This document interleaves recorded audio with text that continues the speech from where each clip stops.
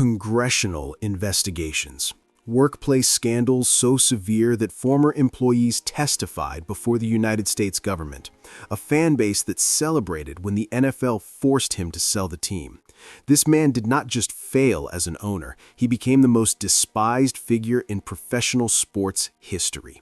His franchise went 26 years without a playoff victory under his leadership. 26 years of humiliation in the nation's capital.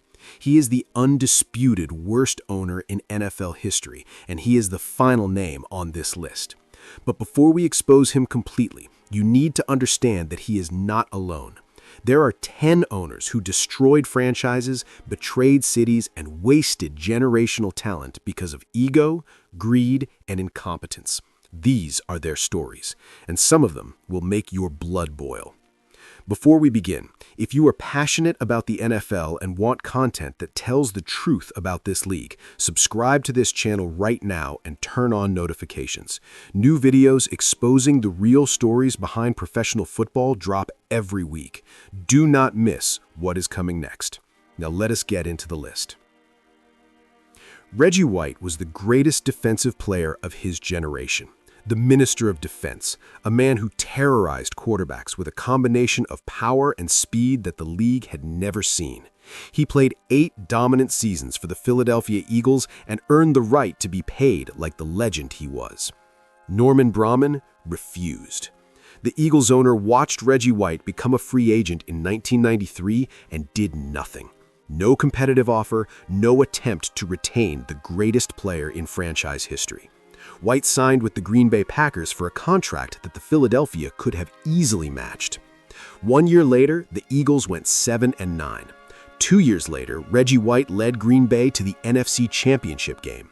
3 years later, White won a Super Bowl with the Packers, while Philadelphia fans watched from home. Norman Braman's cheapness cost the Eagles a Hall of Famer and potentially a dynasty. But Reggie White was not the only star Braman let walk. He consistently refused to pay market value for talent. He treated the franchise like a piggy bank rather than a competitive sports organization. Players knew that Philadelphia was a place where loyalty was never rewarded.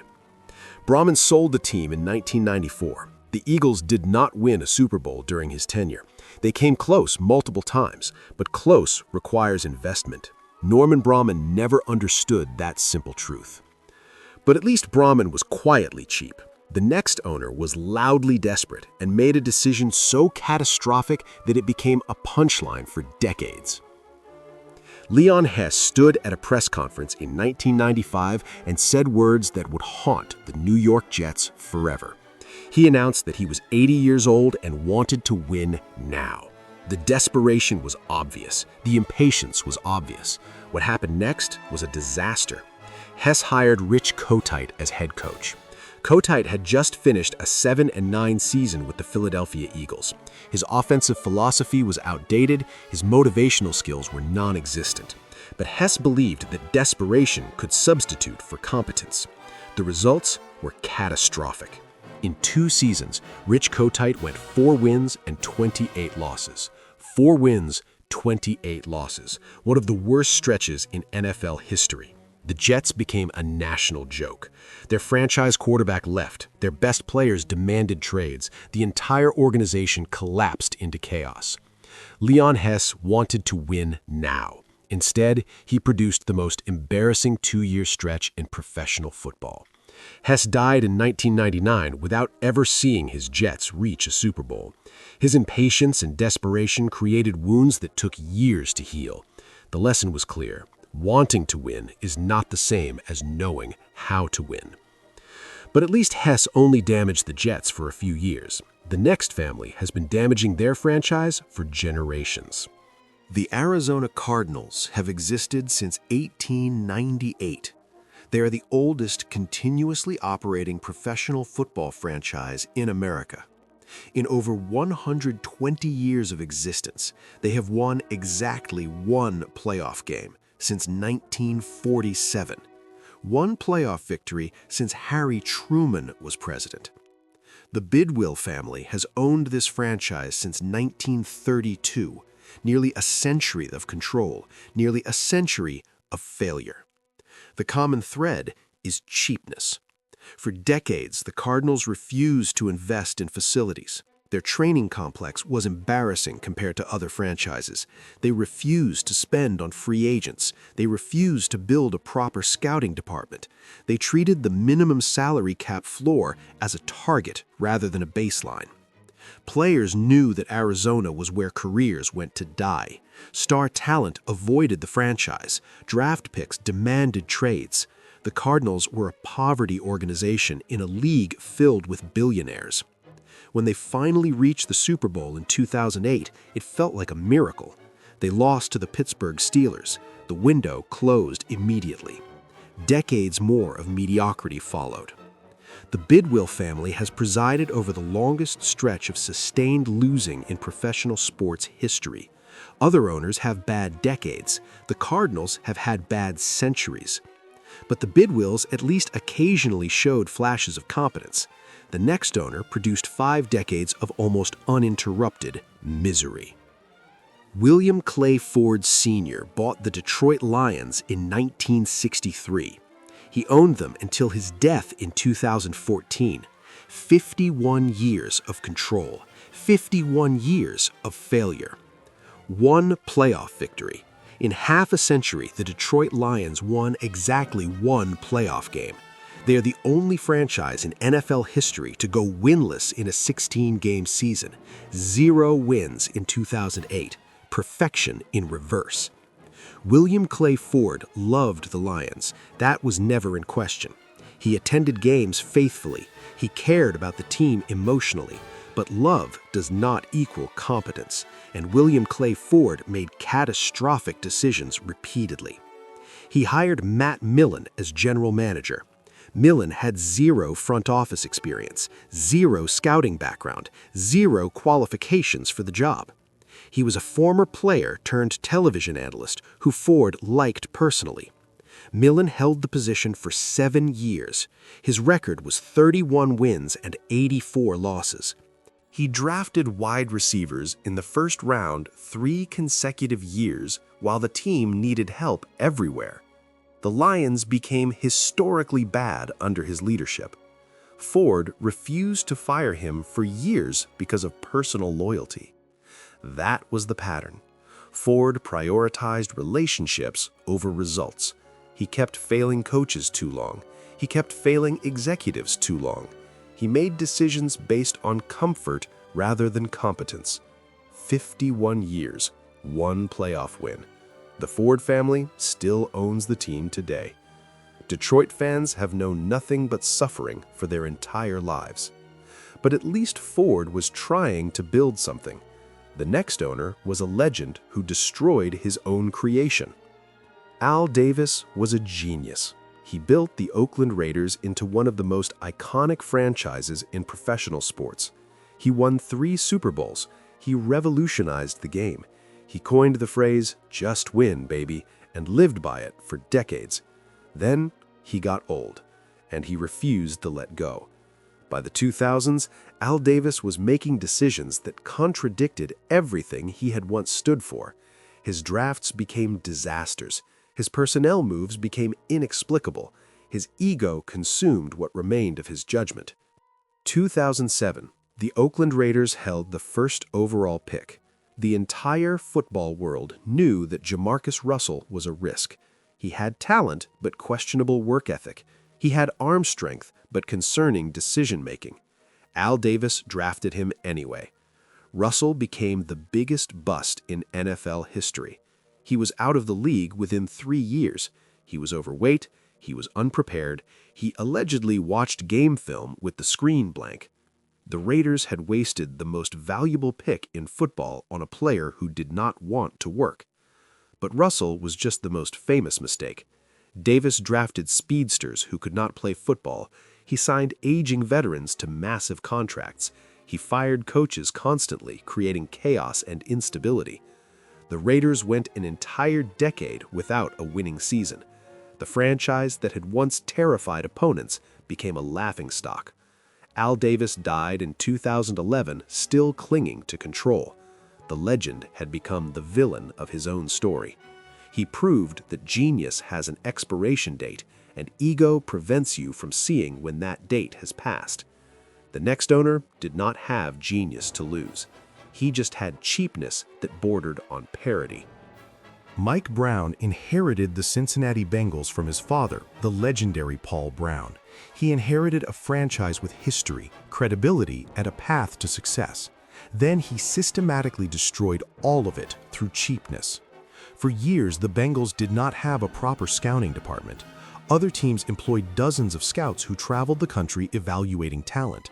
The Bengals relied on Mike Brown and a handful of family members watching game film. Mike Brown did not believe in paying for expertise. The results were predictable. The Bengals made disastrous draft picks. They missed on obvious talent. They selected players who other teams had removed from their boards entirely. But the scouting was just the beginning. The Bengals consistently spent near the salary cap floor rather than the ceiling. They let quality players walk in free agency. They refused to pay market value for proven talent. Star players publicly demanded trades because they knew Cincinnati would never pay them. From 1991 to 2004, the Bengals had 0 winning seasons, 14 consecutive years of losing. The fans stopped showing up. The stadium sat empty. Cincinnati became the definition of NFL poverty. Mike Brown was not building a championship organization. He was running a profitable business that happened to lose football games. The Bengals made money because revenue sharing guaranteed it. Winning was optional. Spending was avoided. When the Bengals finally became competitive in the 2020s, fans celebrated like a curse had been lifted, because it had been. Decades of cheapness had created generational suffering. But at least Mike Brown never claimed to be a genius. The next owner believed he was smarter than everyone and destroyed a dynasty to prove it. Jimmy Johnson built the Dallas Cowboys dynasty from nothing. He traded Herschel Walker and turned one player into a dozen draft picks. He selected Troy Aikman, Emmitt Smith, and Michael Irvin. He created a culture of excellence. He won 2 consecutive Super Bowls. Jerry Jones fired him. Not because of losing, not because of scandal, because of ego. Jerry Jones could not stand sharing credit. He could not tolerate Jimmy Johnson receiving praise for building the roster. He wanted the spotlight for himself, and Jimmy Johnson was blocking his light. So after back-to-back championships, Jerry Jones forced out the greatest coach in franchise history. The Cowboys won 1 more Super Bowl with Barry Switzer coaching the roster that Johnson had built. Then the dynasty collapsed, and it has never recovered. Since 1996, the Dallas Cowboys have won exactly 3 playoff games, almost 30 years of failure. The franchise that once dominated professional football became a symbol of wasted potential. Jerry Jones has refused to step back. He serves as general manager despite having no qualifications. He makes personnel decisions that real football executives would never make. He prioritizes marketability over talent. He signs aging stars for publicity rather than young players for development. The Cowboys are the most valuable franchise in professional sports. They generate more revenue than any team in football, and they have not reached a Super Bowl since Bill Clinton's first term. Jerry Jones chose his ego over Jimmy Johnson. He has been paying for that choice ever since. Cowboys fans have been paying for it even longer. But firing a coach is painful. The next owner did something far worse. He stole an entire team. Cleveland, Ohio loved the Browns. The franchise was named after Paul Brown, one of the greatest coaches in football history. The city had supported the team through good years and bad years. The connection between franchise and fan base was sacred. Art Modell shattered that connection. In 1995, Art Modell announced he was moving the Cleveland Browns to Baltimore. He made the announcement in the middle of the season. Players learned their team was being stolen while they were still playing games. The city of Cleveland was devastated. Fans burned jerseys in the streets. Season ticket holders who had supported the team for decades felt betrayed. The entire community mourned like they had lost a family member. Modell claimed financial difficulties. He claimed the stadium was inadequate. He claimed he had no choice. Cleveland did not believe him, and history proved Cleveland right. The Browns had been profitable. The city was willing to build a new stadium. Modell simply wanted more money and did not care how many hearts he broke to get it. He moved the franchise to Baltimore and renamed them the Ravens. The Ravens won 2 Super Bowls. Cleveland received an expansion team in 1999 that has been mostly terrible ever since. Art Modell got rich. Cleveland got robbed. When Modell died in 2012, the city he abandoned did not mourn. Many celebrated. The wound he created has never fully healed. Stealing a team from a loyal city is an act of profound betrayal. Art Modell committed that betrayal and felt no shame. But at least Modell's new team eventually won. The next owner created decades of unprecedented losing. Hugh Culverhouse bought the Tampa Bay Buccaneers in 1974. Over the next 20 years, he produced the worst stretch of football in NFL history. The Buccaneers lost their first 26 games. Not 26 games over 2 seasons, 26 consecutive games without a single victory, the longest losing streak in professional football history. But the losing was just the beginning. Hugh Culverhouse was pathologically cheap. He refused to pay players market value. He refused to invest in coaching. He refused to spend money on anything that might help the team win. The results were catastrophic losses of generational talent. Doug Williams was the first black quarterback to win a Super Bowl. He did it with Washington because Hugh Culverhouse refused to pay him. Williams asked for fair compensation. Culverhouse said no. Williams left and became a legend elsewhere. Bo Jackson was the most electrifying athlete of his generation. He won the Heisman Trophy. The Buccaneers drafted him first overall in 1986. Jackson refused to sign because Culverhouse had lied to him about eligibility issues. Bo Jackson never played a single game for Tampa Bay. He joined the Raiders instead and became an icon. 2 generational talents lost because of cheapness and dishonesty. From 1983 to 1996, the Buccaneers had 0 winning seasons, 14 consecutive years of losing. The franchise was a dumpster fire that Culverhouse refused to extinguish because putting out fires costs money. Hugh Culverhouse proved that an owner can single-handedly destroy a franchise through greed. He lost Doug Williams. He lost Bo Jackson. He lost the respect of an entire city. He died in 1994, having never built anything worth remembering. But even Culverhouse did not face congressional investigations. The #1 owner on this list did. Dan Snyder bought the Washington Commanders in 1999 for $800 million. Over the next 24 years, he transformed the franchise into the most dysfunctional organization in professional sports. The losing was relentless. From 1999 to 2023, Washington won exactly 2 playoff games. 2 victories in 24 years. The franchise that had won 3 Super Bowls before Snyder arrived became synonymous with failure. But the losing was the least of it. Snyder created a workplace environment so toxic that former employees testified before Congress. Allegations of harassment, allegations of hostile conditions, allegations of systemic mistreatment that spanned years. The NFL fined the organization $10 million. They launched independent investigations. They took the extraordinary step of overseeing franchise operations because Snyder could not be trusted to run them properly. He sued journalists who criticized him. He allegedly hired private investigators to dig up information on other owners. He created enemies across the league who had never seen behavior so destructive from a fellow owner. On the field, the decisions were equally disastrous. He traded multiple first-round picks for aging veterans. He fired coaches constantly. He meddled in football operations despite having no expertise. He treated the franchise like a toy rather than a business. The fan base abandoned him. Attendance collapsed. Season ticket holders refused to renew. The stadium sat half empty while the team lost game after game. The franchise that once had waiting lists for tickets could not give them away.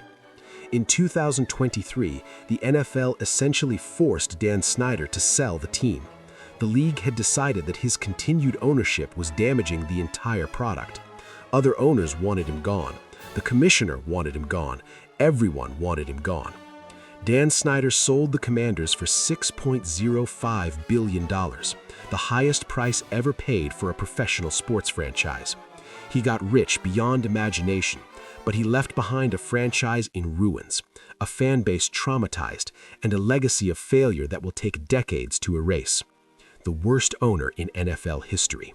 The man who proved that money cannot buy competence, decency, or success. Washington is finally free of Dan Snyder. The healing has only just begun. 10 owners. 10 men who held franchises in their hands and crushed them through greed, ego, and incompetence. They let legends walk away. They stole teams from loyal cities. They created workplaces so toxic that Congress got involved. The NFL is a league of billionaires. These men had every resource imaginable. They had unlimited money, unlimited staff, unlimited opportunity, and they still failed. Ownership matters. The men who write the checks determine whether franchises succeed or suffer. The 10 owners on this list chose suffering. They chose themselves over their players, their coaches, and their fans. The next time your team makes a terrible decision, look at who is making it. The owner sets the tone. The owner creates the culture. The owner decides whether winning matters or whether profits are enough. If you are lucky, your owner cares about championships. If you are unlucky, your owner might end up on a list like this. If this video opened your eyes to the real power structure of the NFL, hit that subscribe button right now. This channel exposes the stories that the league does not want you to know. Turn on notifications so you never miss a video. Share this with every football fan who needs to understand that owners can be the biggest problem in professional sports. Thank you for watching. The next video is going to be even more explosive.